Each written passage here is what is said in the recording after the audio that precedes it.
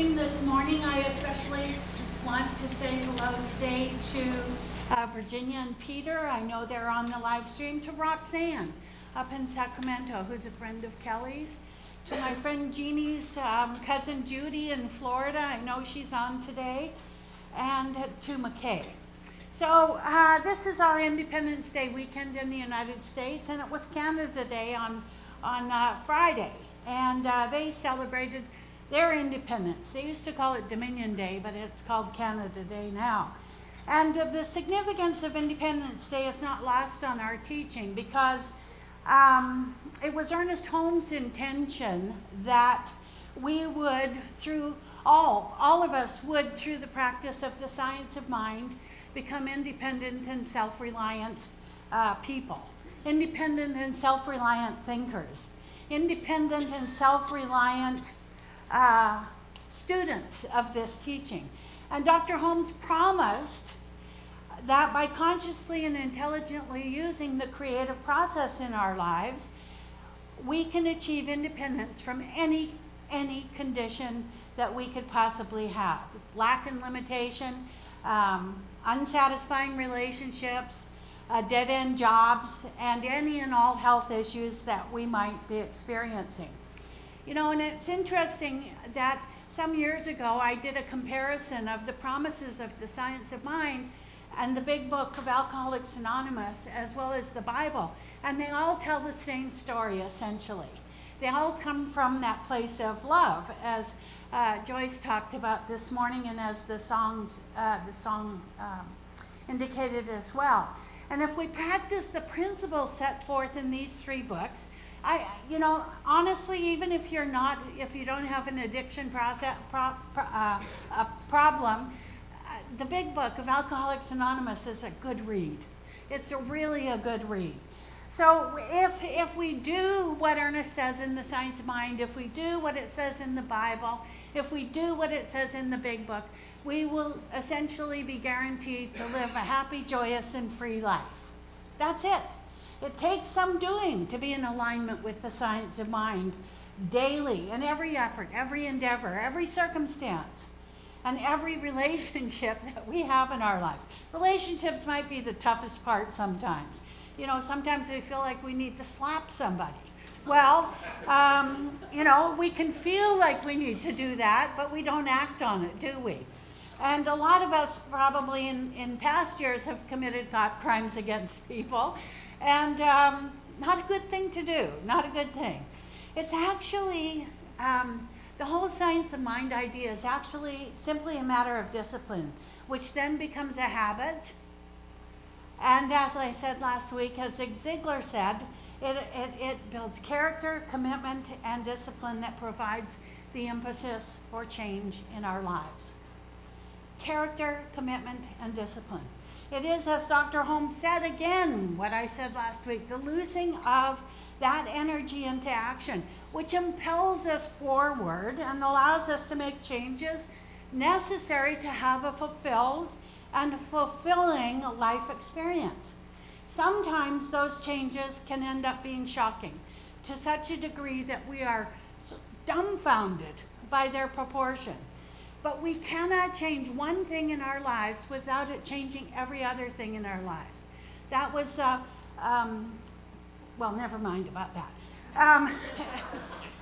Psychology says, always go with the choice that scares you the most.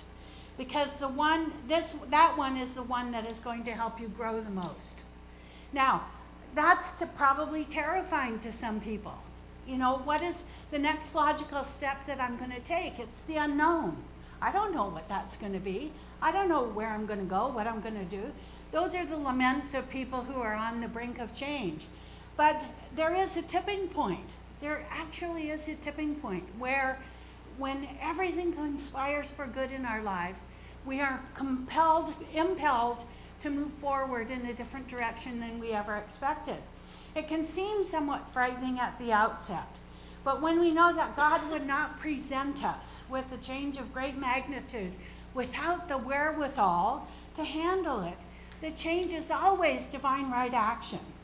You might have noticed along the way that certain jobs you've had were not landing strips. They were launching pads into something else. My son, for instance, and he happens to be here today. I have not said I was going to talk about him, but you know, that's my job. That's my job. My son, for instance, when he could not have known when he went to work for a public relations firm in Woodland Hills that it would catapult him into the current job that he has as a publicist for, do I always get this backwards? Land Rover Jaguar? Yeah, good, I got it right or backwards. Jaguar Land Rover in New Jersey. I mean, since the 1st of June last year to the 1st of June this year, he has traveled all over the world. He never set hardly foot outside of California before that, but he's gone all these magnificent places. When my friend Patty left medical school 3 months before graduation over 30 years ago, she had no idea that she would end up back in the profession at age 55, the advanced stage of 55. You know, it's never too late to have a happy childhood. That's really, really the truth of the matter. We either get bitter, or we get better. It's that simple. Either we take what has been dealt to us and allow it to make us better people, or we allow it to tear us down.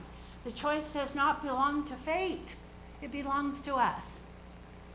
That is the beauty of the science of mind. If I don't like the way some life experience is playing out, I can choose again. You know, there's nothing about kismet or fate in the science of mind. It is a calculated effort based on our thinking, which in turn creates my life. So today I want to talk about independent thinking, and that includes the 7 rules of life. The 7 rules of life. Make peace with my past so it won't disturb my future. What other people think of me is none of my business. The only person in charge of my happiness is me. Don't compare myself to others. Comparison is the thief of joy. Time heals almost everything. Give it time. Stop thinking so much. It's all right not to have all the answers. And the 7th one, smile. I don't own all the problems of the world. So, make peace with our past so it won't disturb our future. Ernest Holmes tells us that our past does not in any way affect our present, except that when we decide to resend the same disempowering messages over and over and over and over again about ourselves. The ideal for us as religious scientists is to know that everything happens for good. On the surface, the loss of a job or a marriage or a challenging health issue may not seem good, but it is always for good. Years ago, one of my practitioner students, her name was Barbara, she had been a lifetime religious scientist, born and raised in it. Went all the way through a youth group and was a teen advisor and a green dot. You wouldn't know what that means, but some might here know what that means. And in the first quarter of our practitioner studies, she got a really bad cold, which went into pneumonia. And she was doing a little self-flagellation about being a poor religious scientist and getting the pneumonia. But in the process of her getting x-rays and finding out that she had pneumonia, they found some suspicious spots on her lungs. She had cancer. And had she not had the pneumonia, she would never have known to do anything about the cancer. And, you know, you can go to that fatalistic point of view and say, well, what if? But the reality is that everything happens for good. She got the pneumonia, subsequent x-rays, handled the cancer in her lungs, and everything's hunky-dory. She called me and she said, why me? As though it were some sort of punishment for her errant thinking.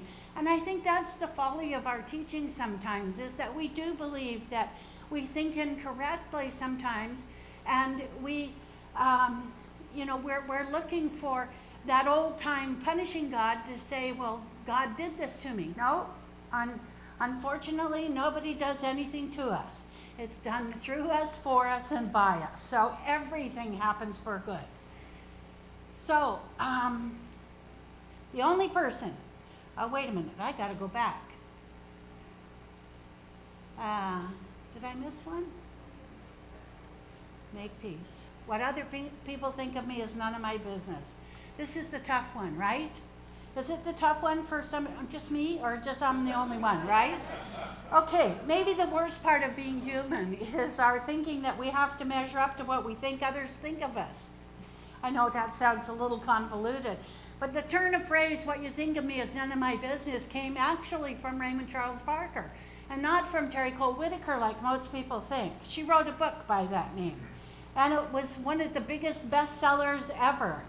But we're seeing so much opinion today on the news because of the election about this candidate or that candidate. And I can't help thinking that it must be incredibly wearing on the people who are running for office.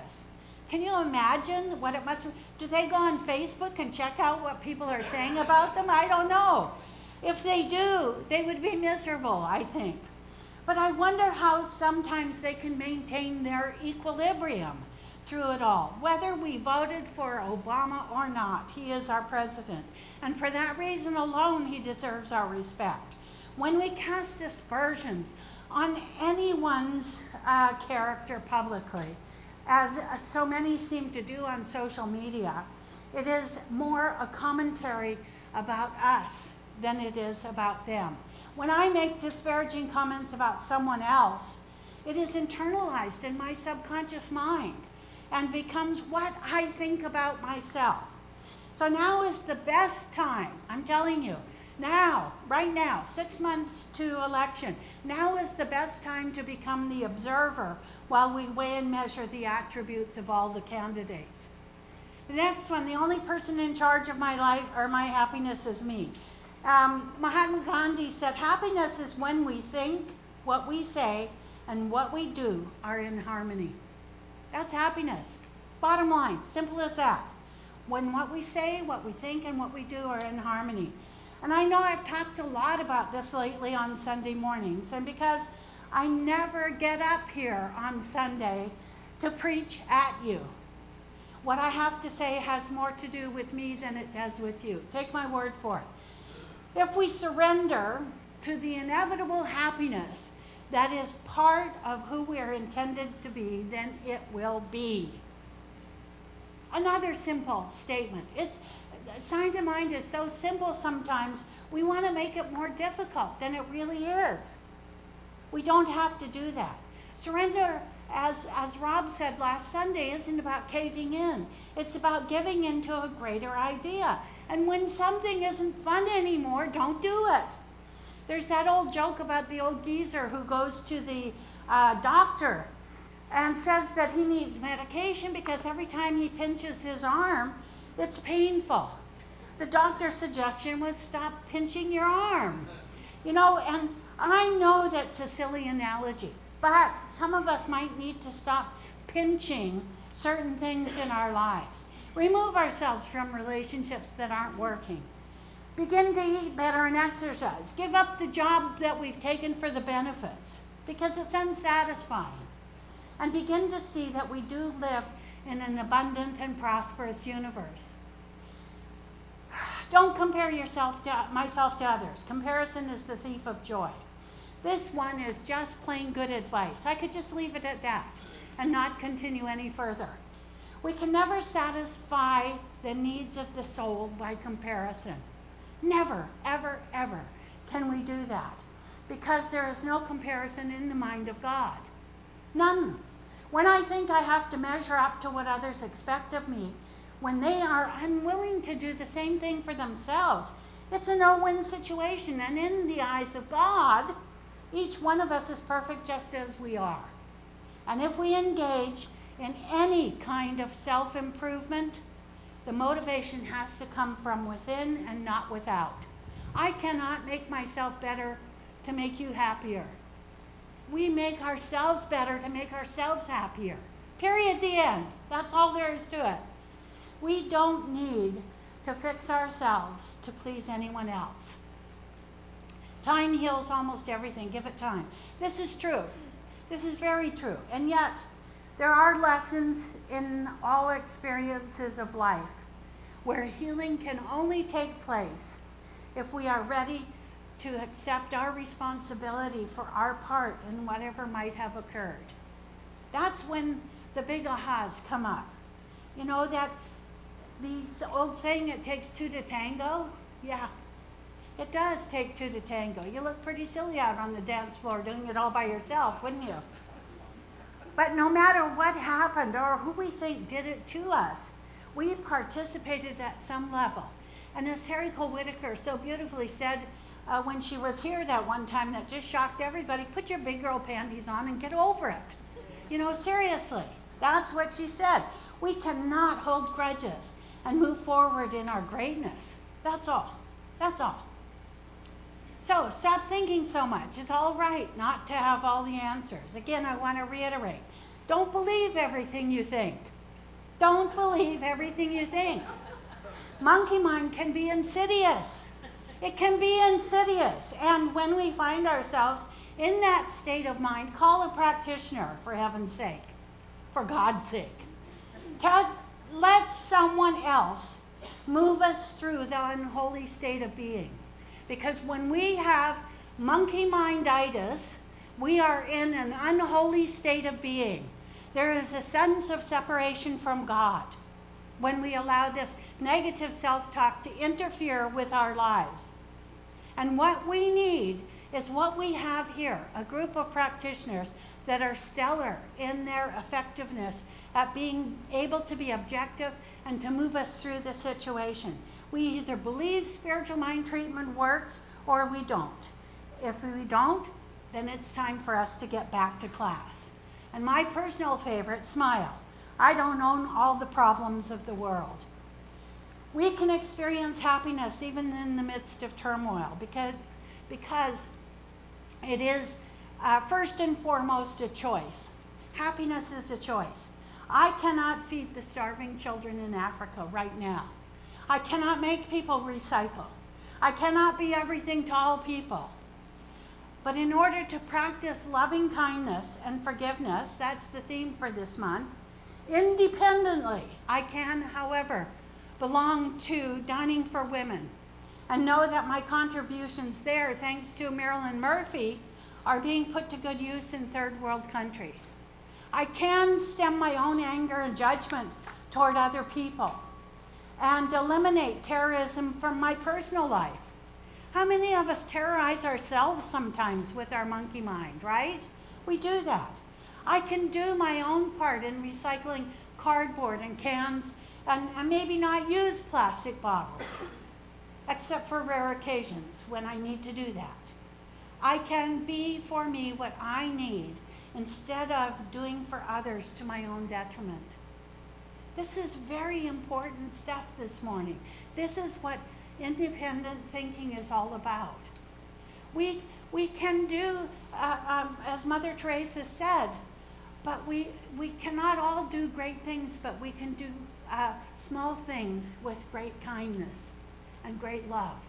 And so that's really what this independence is about. If I have a choice to be right or to be kind, as it says in the Course in Miracles, I know I must always choose loving kindness, because that is the energy that starts with me first. So I am filled up and I can go out into my world in new and exciting ways, knowing with God all things are possible. Will you join me in consciousness, please?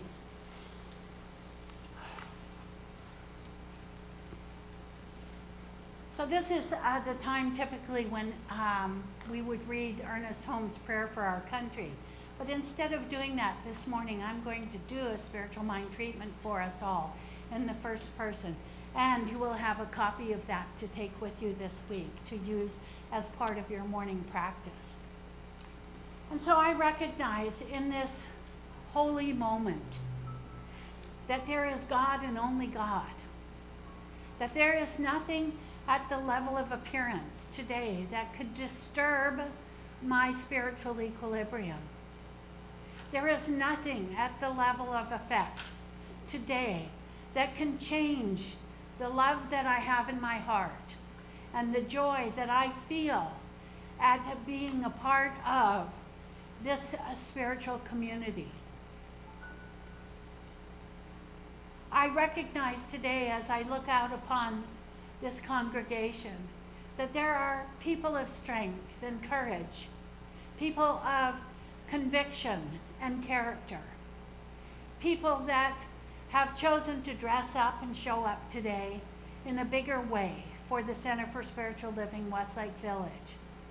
I know today that every person here is an independent thinker. That thinking comes from loving kindness and forgiveness.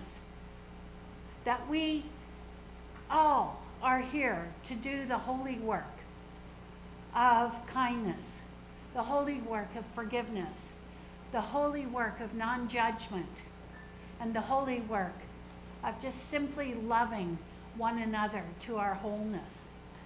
And so today I know that that's what this weekend represents as a metaphor for all of life. That as we become independent and self-reliant, we know that there is no one way to do life effectively, but there are many ways in which to contribute to this world, to this life, to this country, to this center, in ways that are known and unknown. And so today I just simply bless each and every person who has ever been a part of the independence of this country, that has been a part of the independence of this center, because I know that everything here has happened, is happening, and will happen for good, as we lovingly and joyfully say, and so it is.